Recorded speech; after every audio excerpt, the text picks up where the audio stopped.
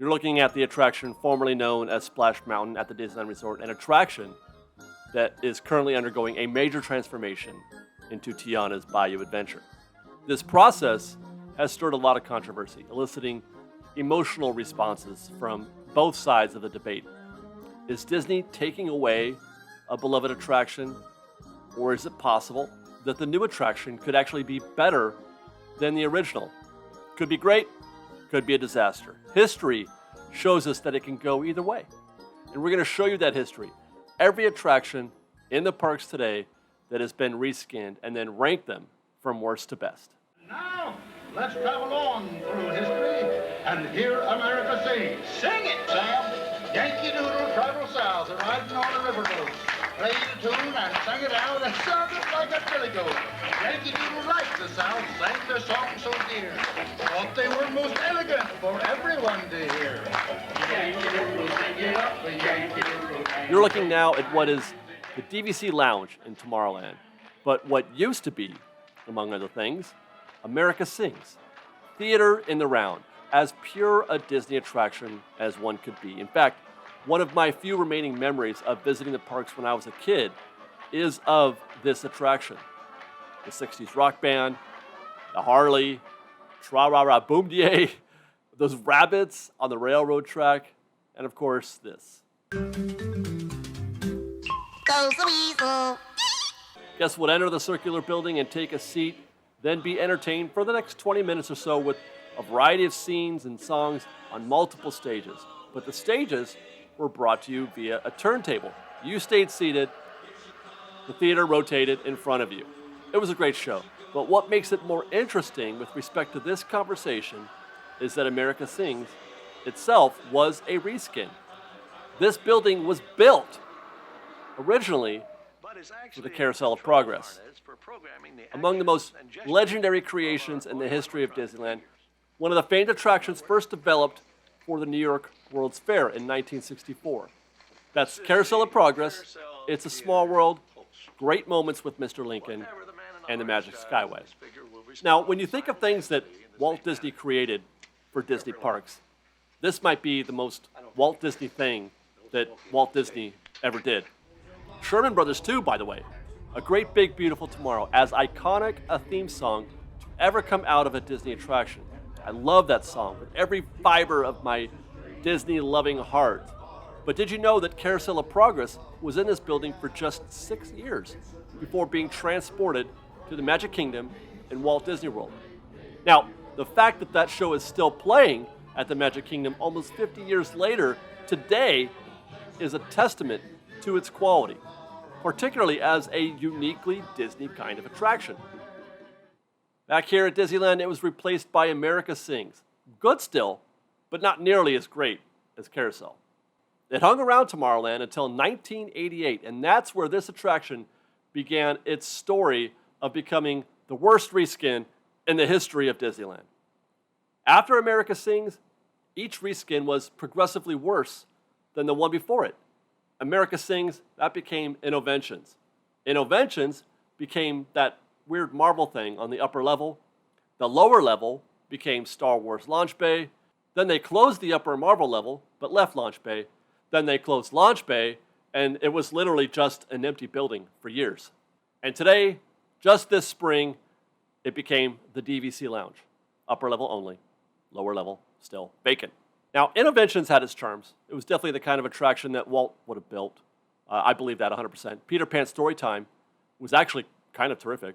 But in general, the whole Home of the Future thing and the upper level with its science theme, it was kind of mostly lame. And the Marvel thing, that was okay for a minute. People were excited over the Iron Man exhibit. The Thor meet and greet was kind of great by itself. But the overall feeling was that it was uninspired. It was a half measure. Same for Star Wars Launch Bay. That could have been great, but it wasn't. Not even a Darth Vader meet and greet could save Launch Bay. It's the best example of how badly Disney can screw a thing up. Carousel of Progress, that would still thrive here today if it were. The music, the show, it's great. It would still be. It still is at Walt Disney World. If Disney said they were going to take Tomorrowland retro modern, bring back Carousel of Progress, with the People Mover, maybe even Adventures Through Inner Space, the average Disneyland guest would lose their mind. But it's what happens when Disney tries to overthink the game, be too hip, or try to put a square peg in a round hole. The Innovations building is the perfect example, the best example of why and how reskins can fail. Our McDonnell Douglas flight to the moon takes place sometime in the future, when travel to outer space will be an everyday adventure. Now, if you will all follow me, our first stop in the world of tomorrow will be inside our Mission Control Center. Now, there are probably more than a few of you out there who Ladies and might be gentlemen, wondering this just is our McDonnell where Douglas this space attraction mission was. control. But Flight to the Moon was an opening day attraction-ish. Didn't open with the park on its literal opening day, but 5 days later. It took guests on a trip from Disneyland to the moon via screens in the floor and the ceiling. Now, it was a C-ticket attraction, which tells you even Disney didn't think it was top tier. It became even less so once man literally landed on the moon in 1969, and is one of the prime examples of why it's very difficult to do a modern take, a Tomorrowland take, and it's why Walt Disney referred to Tomorrowland. He was the first to refer to Tomorrowland as Yesterland, but I digress. Disney upgraded the low-tech, low-interest attraction to Mission to Mars in 1975. The control room was given a full upgrade, including animatronics, one of which is the now famous Tom Morrow. And that attraction, Mission to Mars, lasted another 17 years until closing in 1992 to make way for Tomorrowland's third update. There was the 1959 update, then another in 1967, and then one more in 1998. And it was in 1998 that the site formerly used for Mission to Mars and Rocket to the Moon transformed into a food service location. Red Rocket's Pizza Port, which of course eventually became Alien Pizza Planet as we know today. As mentioned, Rocket to the Moon was a C ticket. Mission to Mars was upgraded and became a D ticket, but neither attraction, I don't think, was considered, as legendary by today's guests as, let's say, Carousel of Progress was. But I do consider this to be the second worst reskin in Disneyland history, if only because they did take an opening day attraction that did have some legendary status and something that Walt himself was involved with, and they turned it into a severely poorly themed dining location. It is still kind of famous, though, Alien Pizza Planet, that is, for serving probably the worst pizza that I've ever had in my life. Let's also give this reskin a strike for doing a thing that everyone believes was a great idea. It is a great idea. Building a pizza planet from the Toy Story film. It's a great idea. Let's do it, everybody says. We should... People still say they should build a pizza planet without realizing that Disney has tried it twice. And then, for some reason, they decided to call it Alien Pizza Planet, and for some reason, making it look nothing like the restaurant in the movie, not even a little bit. I don't know why they even bothered. It's like it's a bad on purpose. Still, though, very busy. Busy as heck in there. This is the captain speaking. Welcome aboard. We are now underway and proceeding on a course that will take us on a voyage of exploration through liquid space. Yes, we're still in Tomorrowland. I mean, I could stand in one place and throw a rock in every direction and hit an attraction that has had a bad reskin here. And here's another example of Disney taking an attraction that was pure Disney, like Carousel of Progress and America Sings, and making it worse by trying to inject IP into the ride. The Submarine Voyage, part of Disney's major overhaul of Tomorrowland back in 1959, where they also built the monorail and the Matterhorn. Again, we're talking Disneyland history here. There was no IP influence then, not based on any single film or franchise, just science and fantasy, something that Disney was very good at. There are lobsters, crabs, sea turtles. These reptilian patriarchs of the deep are the amphibious descendants of the dinosaur and have changed little in the past 200 million years. Mixing education with thrills and adventure. And those subs lasted for nearly 40 years in Tomorrowland, eventually closing in 1998. The attraction was believed to have closed because it was too costly to operate in relation to the number of guests it could cycle per hour. And that is probably very accurate. The subs take forever to load and unload guests. Meanwhile, each sub can hold just a maximum of 38 guests. Not to mention the subs, the lagoon, and the show building, they're all very costly to maintain and keep operational. So the subs closed in 1998. It's a curious thing, this reskin. It reopened 9 years later in 2007 as the Finding Nemo submarine voyage at a cost of $70 million. They closed it because it was too costly to maintain and didn't cycle enough guests, but then brought it back for another $70 million and is essentially the same ride. Actually, it's worse.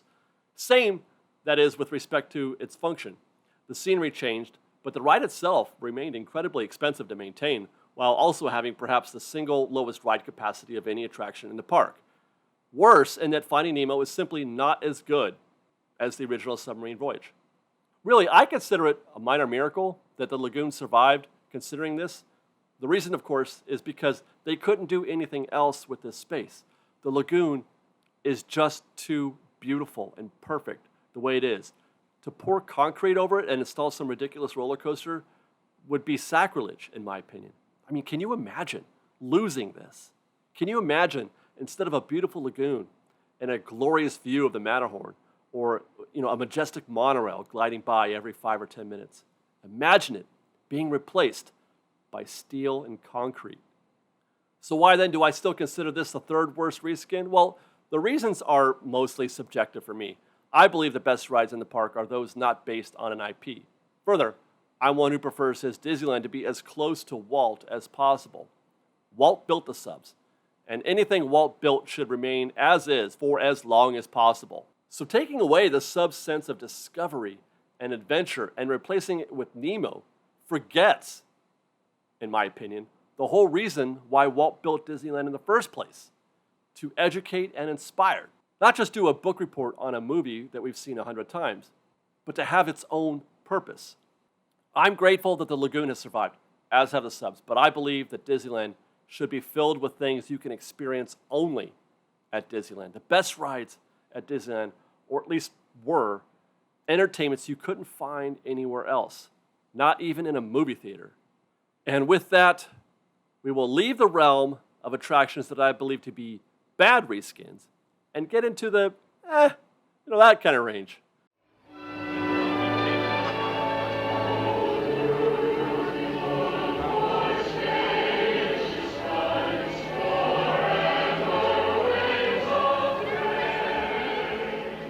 Once more, we're in Tomorrowland, and once more, we're at opening day. That was Circarama. At the time, state-of-the-art technology developed by Disney legend John Hench that combined 11 cameras to create a single panoramic image that was then projected to the audiences in the round. You could almost describe it as sort of an analog Oculus, similar concept. By today's standards, though, it might be considered kind of lame, I think. You stand there and watch a film play out in front of you, basically, and the gimmick being that it's, in 360 degrees. But it's not a ride or a variety show. It's just beautiful panoramic images of nature's wonder. Certainly a very Disney thing, but I'm not sure it really resonated with audiences. In spite of this, and this might shock you, it lasted in Tomorrowland for 42 years until it eventually became Buzz Lightyear Astro Blasters. The Circarama Theater closed in 1997 and was replaced by what was a completely unknown attraction to me until recently, the American Space Experience. This was a walkthrough attraction that paid tribute to NASA explorations of the past: moon rocks, Hubble telescope images, an Apollo spacesuit, and more. This attraction lasted just 5 years, and it became part of what was consumed by the eventual arrival of Buzz Lightyear Astro Blasters, which arrived in 2005, and it remains today. Now first, I'll concede, this isn't exactly a reskin. Completely different attractions before and after. Only thing they have in common is that they exist in the same building. But since I'm the lone arbiter of what does or does not qualify for this video, I'm going to allow it. Plus, it also pays off later in this video for what I consider to be the best reskin of any attraction at Disneyland. So don't go anywhere because that's coming up sooner than you think. This one, it could go either way. On the one hand, we've lost an opening day attraction that was developed under Walt's guidance. You've also got Disney legend John Hench. and it was replaced by kind of a poorly done shooter thing, wasn't fully realized. I feel like they rushed it just so they could have capitalized on a new IP, which, by the way, again, is why these reskins fail when they do, trying to put a square IP peg into a round non-IP hole. Can't force art. Having said that, Circarama wasn't much of an attraction. I mean, you can still see it in action today if you want to get an idea of what it was like. It's over at Epcot, where they have several shows running. And they're a nice diversion from your day. I kind of like the Canada Far and Wide show, but nobody can argue they absolutely do not draw a crowd, not a big crowd. Meanwhile, Buzz Lightyear is fun for kids. You know, Toy Story fans love it. It's a different kind of theme park ride, so it's kind of a wash for me. But if you made me make a choice, which I'd rather have, I actually think I'd rather have Buzz Lightyear than Circarama. We're going to stay in Tomorrowland again. What does it mean that every one of the bottom 5 reskin attractions is in Tomorrowland? Well, I think it means that this land has been grossly mismanaged by Disney and that the land peaked in the 70s and the 80s. And it's probably the reason why so many people would lose their minds if Disney went for a retro-modern retheme of the land someday in the future. By now, you might have guessed we're going next to Star Tours. Now, before you start yelling at me about Star Tours not being a bad reskin, you're right. You're not wrong. I'm not saying it's bad. I'm not a fan of the ride, but I'm not saying it's bad. Objectively, I think I can say that this is where the ratings start to turn from bad to good. Buzz was kind of a wash, neither bad nor good. And if I had to call Star Tours one or the other, I would definitely say it's a good reskin. I find it interesting. Some people remember Inner Space quite fondly. And to this day, there's still a percentage of guests who have a very positive, nostalgic wish that it would come back. But it was not a high-quality attraction.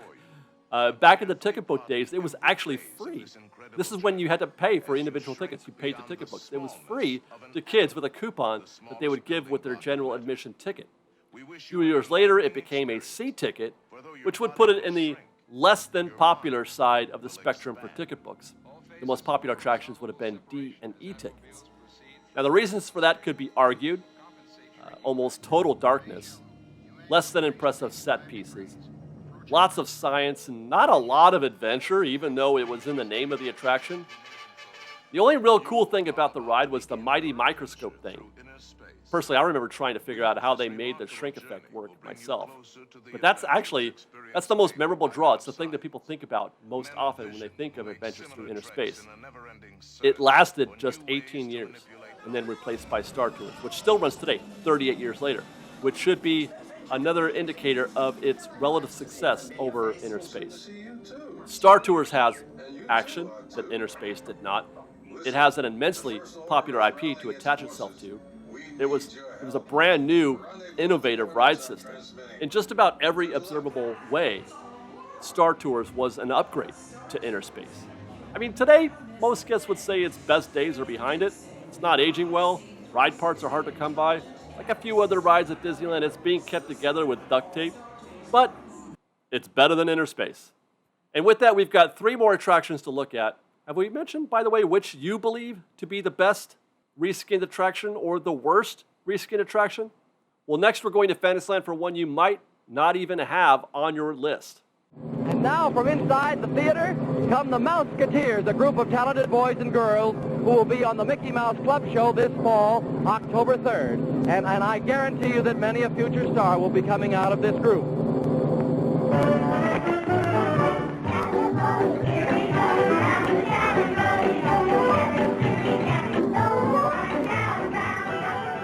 Now, this one might not even be fair. I mean, it's not really a reskin, but it's such an upgrade that I had to include it.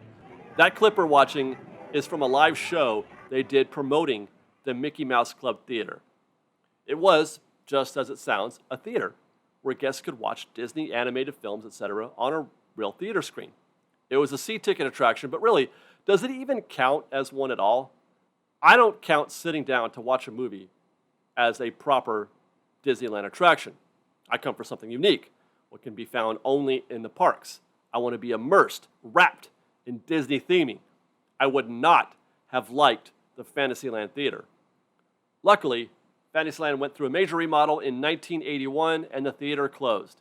In 1983, in its place was a proper Disneyland attraction, something befitting Fantasyland and the true beauty and nature of that land, of the park. A dark ride, Pinocchio's Daring Journey. I love dark rides, especially classic dark rides like those found in Fantasyland. And while Pinocchio may not be the best Disneyland dark ride, I mean, it's probably 5th out of 5, it's definitely superior to the Mickey Mouse Club Theater or the Fantasyland Theater. And it's an absolute upgrade for the land. Actually, the entire update to Fantasyland was a win. Everything was better, so much better than it was. I love new Fantasyland compared to old Fantasyland, even though I wouldn't mind visiting old Fantasyland someday if I get in a time machine. But for now, we're going to go to Adventureland, home to some of the most legendary attractions in the history of the park. Jungle Cruise, that's been there since day one. Tiki Room, that belongs to Walt. Indiana Jones, awesome. But for a while there's been a bit of a void in Adventureland. They closed Tarzan's Treehouse in September of 2021. And there hasn't been any kind of treehouse since then. But the void I'm talking about goes back further than that. If we were making this video, let's say in 2001, a couple of years after Tarzan's Treehouse opened, I might have put this in the bottom 5 of historical reskins. What came before it was the Swiss Family Treehouse, built in 1962, and it was a classic Disneyland attraction based on a classic Disney film. Awesome theming, wonderful detail. The music is still stuck in my brain today. But in the eyes of Disney's suits, the attraction had peaked. They were looking to actually get rid of the treehouse entirely. Luckily, Tony Baxter stepped in and suggested that they save the tree. Maybe they could save it by retheming it to Tarzan, a recent Disney film in theaters. And it also, satisfied Disney execs' desire to inject IP into more attractions. So the tree was spared, but I think just about everyone would agree that Tarzan's Treehouse just did not compare to the Swiss Family Treehouse. It did maintain some of the same thematic notes. The kitchen and waterfall, those are great to be sure, but it lacked a certain quality that is consistent with all great Disney attractions. And if we're lucky, we'll be getting that certain quality back when the treehouse reopens this year as the Adventureland Treehouse. And it's why I consider this to be the second best reskin of all reskinned attractions at Disneyland, in spite of the fact it's not even done yet. I'm confident. Now, they're not calling it the Swiss Family Treehouse, but they are saying it's inspired by, and that's all I need to know. Anyone paying enough attention will agree that what the Adventureland Treehouse becomes is, in fact, essentially the Swiss Family Treehouse. The big showpieces for the new treehouse are very clearly repeats of what we found in the Swiss Family Treehouse back in the day, namely, the water wheel and that water delivery system. The kitchen, too, I expect will be close to the same. But what I love most about this treehouse, and I can hardly believe that I'm actually saying this right now, I cannot believe that Disney made this choice, is that it's not based on any IP. It is just a really cool looking treehouse in Adventureland, built by some family of adventurers who may or may not have found the island because of a shipwreck. And here's why it works, and here's why other attractions like it in the past have worked. This choice allows Disney to build whatever they want. They're not restricted by specific story elements of an IP. It's just a treehouse. Pirates is just a ride about pirates. The Haunted Mansion is just scary things found in a haunted house. And I will add that they made this choice, calling it the Adventureland Treehouse, for this exact purpose, so that they weren't limited by Swiss Family canon, so they could make choices that they couldn't make otherwise. Namely, Swiss Family was a family of 5, a mother, a father, and 3 sons. Disney likely wanted to represent a family that had both a son and a daughter, representing both genders, and now they can. I love the choice here, and I hope it can be a small reminder to Disney, assuming that it's successful, that not all attractions have to be based on big IPs. Which brings me to my number 1. The best reskin in the history of Disneyland. Another attraction with no IP influence, but also an attraction that replaced something that Walt made. Howdy, folks. Welcome to the little mining town of Rainbow Ridge. the gateway to nature's wonderland. As I'll be we honest. head for the wilderness, This was a very difficult choice for me because there were elements to the mine train ride that I would have simply loved. I love a slow-moving transportation ride. I love train rides. The idea of taking a train around that hill alongside the rivers of America, which you actually could do, that track was functional, and you'd go through a tunnel to return to the other side and back to nature's wonderland.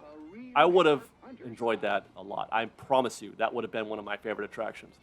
And it's also an attraction built by Walt, opening in 1956 with images of guests traveling through a living desert along with wagons and stagecoaches and pack mules. It's pure Disneyland history. But it's also the perfect example of how it's possible that something great can be transformed into something even greater. The mine train through nature's wonderland lasted 21 years, closing in 1977 to make way for Big Thunder Mountain Railroad, an attraction that is, in my opinion, the single greatest convergence of theme design and thrills.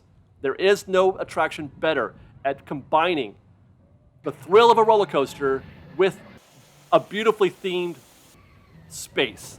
They put as much effort into the theming, into how it looks, as they did, about providing thrills. A roller coaster that travels through an expertly designed Old West landscape, better even than the original Nature's Wonderland. Tony Baxter, with this, solidified his status, in my opinion, as perhaps the greatest attraction designer in the history of Disney parks. He's got Star Tours, Indiana Jones, and Splash Mountain also under his belt. Big Thunder Mountain Railroad is pure excellence. It's perfection. So despite the fact that it replaced an opening day attraction, one that had Walt's fingerprints all over it, despite it being an attraction I would definitely have loved, Big Thunder Mountain is better. And it's an example of why I can have optimism about the future of Tiana's Bayou Adventure. There is no reason to think that they can't take a great ride like Splash Mountain, by the way, designed by Tony Baxter, and make it even better. It's been done before, and it can be done again. I would love to hear everyone's thoughts on this list. Are there any attractions that we missed? Some that shouldn't be included? Please comment and share. Let us know what you think about, is it possible that Tiana's Bayou Adventure can be better than Splash Mountain? Let us know. And then subscribe to our channel here at Fresh Baked. And then follow us on Instagram at _Fresh Baked, and then on Twitter at Fresh Baked Disney. That's fresh with no E. And on TikTok at Fresh Baked Disney. And if you like our show and want to show your support, please do consider joining our Patreon campaign at patreon.com/freshbaked. Otherwise, thanks again for watching, everybody. We love you. Be safe out there. Be kind to one another. And Fresh Baked.